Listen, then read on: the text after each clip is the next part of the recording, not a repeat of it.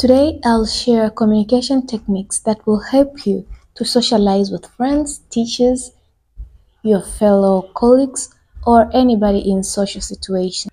First, it's active listening. Kusikiliza. It's not about just hearing the words. It's fully understanding what another person is saying. Active listening involves eye contact, nodding, and also asking clarifying questions, kwa sababu ukiuliza maswali inamuelezea mtu kwamba okay, the person that I was talking to alikuwa kweli ananisikia. Pia inamfanya mtu afeel kwamba yuko valued na ina open up for more conversations. Assume this or picture this. Unaongea na mtu anakuuliza maswali yanayoendana na kile ambacho umemuuliza. That really means kwamba okay, huyu mtu is ready or is open for a conversation.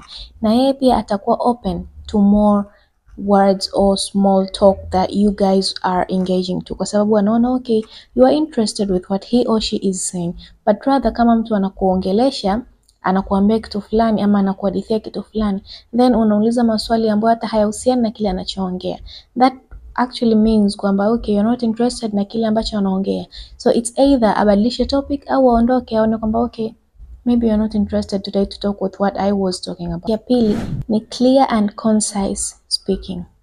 Before speaking, we have to organize our thoughts. Kabla ya kutoa maneno yako kutoka katika kinywa chako, it's better to organize your thoughts. Uone kwamba okay, hichi ninachotaka kuongea, je, kina ukweli, kiko clear, is it concise? Ili umfanye yule ambaye unaongea naye awe interested with what you want to start a conversation about. So it's better to speak clearly and go straight to the point, kwa sababu watu wana mawazo mengi na kila mtu ana ya kwake anayofikiria. So always while you're speaking, it's better and good to go straight and be clear with the point that you want to make. Another communication technique is a confident body language, by having gestures that demonstrate ama zina extend what you are. Stand tall, give a smile, and have an open body gestures. Unajua kuna namna ambayo ukisimama ama ukikaa inaonyesha ama inatoa ujumbe kwamba I don't want to speak to anybody, sina mazungumzo na mtu. Na kuna namna ukikaa ukiwa open, ukiwa flexible, you are smiling with other people, you are just welcoming. Mtu anaona okay, maybe naweza nikampa hi or start a conversation with that person. So always to a confident, stand tall, be open to have open gestures, na pia smile to everyone that you see if you want to exude confidence to another person. Another communication skill ni empathy and emotional intelligence. Ni vitu viwili ambavyo kiasi fulani vinakaribiana, lakini pia vyote they are very deep. Empathy ni kujiweka katika miguu ya mtu mwingine, like thinking and feeling kama ambavyo mtu mwingine akiwa anapitia tatizo lake ama jambo lake, na wewe ujiweke katika nafasi yake. Then that's how you'll be able to solve conflicts ama solving any misunderstandings that appear. And emotional intelligence ni kuweza kucontrol your own emotions na nyingine za wanaokuzunguka.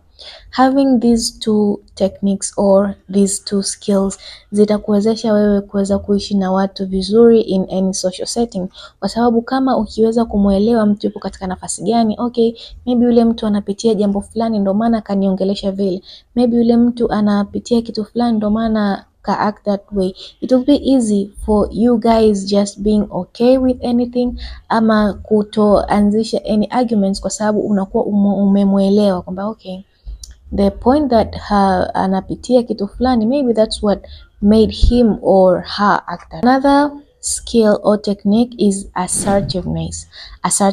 Being assertive ni kuelezea ama kuwa open kwa kujielezea kitu gani unakitaka na kitu gani unakisimamia without being aggressive. For example, unaweza kusema I feel like I think yani unaelezea kitu gani wewe unafeel, unahisi kutokana na mtizamo wako, your own perspective na perception, without disrespecting another person. Kwa sababu kutoa maoni yako, mawazo yako sio kwamba ni kosa, lakini kosa ni namna gani ambavyo unaitoa, kwa sababu without being assertive inaweza kupelekea you kuwa a people pleaser, kwa sababu kama hausimamii wala hausemi kitu gani wewe una think ama kufeel, that means you'll just be okay with anything that another person anakuambia au anataka ufanye. Lakini being assertive enough by standing on what you believe and speaking up for yourself, it's a very crucial communication skill. Asking thoughtful questions. Thoughtful questions zina make other people to think, na pia zina create more room for conversations to be longer, not just the small talks like hi, hello, mambo poa. So having questions, thoughtful questions, inasaidia to make the conversation iwe longer na more interesting. But be mindful the questions that you ask ziwe zinaendana na what you guys were talking about, na things ambazo ziko very simple, kama you are speaking to a person ambaye hamjazoeana sana au you just met. Kwa sababu sometimes when you ask people very personal questions, inaweza kupelekea them being very defendant au kuona like why huyu mtu ananiuliza vitu kama hivi. Na pia be mindful not to ask questions ambazo umeshauliza, either ushawahi kukutana na huyo mtu ukamuuliza kitu fulani, then leo unakutana naye tena unamuuliza the same very thing. It gets boring na watu wanaanza kukuepuka just because they say mbona wewe kila siku ana come up with the same questions wakati kila siku tukikutana namwambia the very same thing. Another skill is storytelling. Storytelling is one among a communication technique or skill that's very, very, very crucial, because we as human beings, we are very social and are very geared to stories. We love stories. By sharing our own personal experiences and stories, engages people, grabs people attention because they want to know what happened, what did you do, where did you go, how did you feel, how did you act. So when you are giving or informing or educating people about something, make sure to incorporate stories in your speeches, presentations, or any conversation that you guys have. For example, if you were telling them about a very, very serious topic, then you give them a story that you experienced or went through a very same thing that aligns with what you are talking about. It will grab people and it will make your speech or presentation very, very memorable. Another very crucial skill is asking for feedback. Constructive criticism helps us grow, also improve our communication skills. You know, sometimes you might be making a mistake lakini hufahamu, hujui, either unafanya bahati mbaya ama hujawahi kujirecord ama you're just not aware of something that you're doing that's not right. Lakini when a person comes and gives it to you, it's very helpful kwa sababu it saves you tons of time and also inakuepusha na gharama ambazo maybe or embarrassment ambazo ungeendelea kuzipata kwa sababu tu ulikuwa hujui kama unakosea kitu fulani.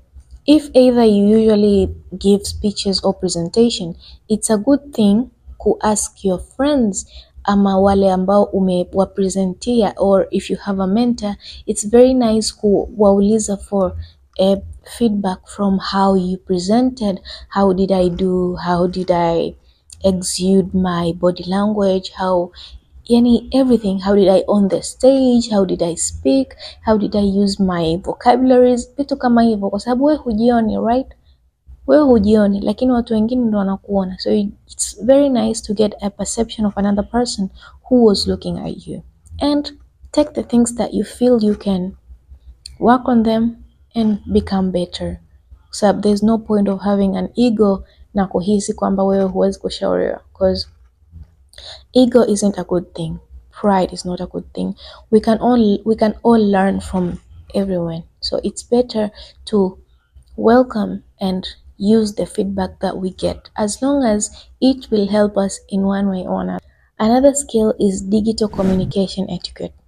Right now tunaishi kwenye dunia ya very much technological, which is very much technologically advanced. So it's also nice to know the skills that are being involved in the digital world.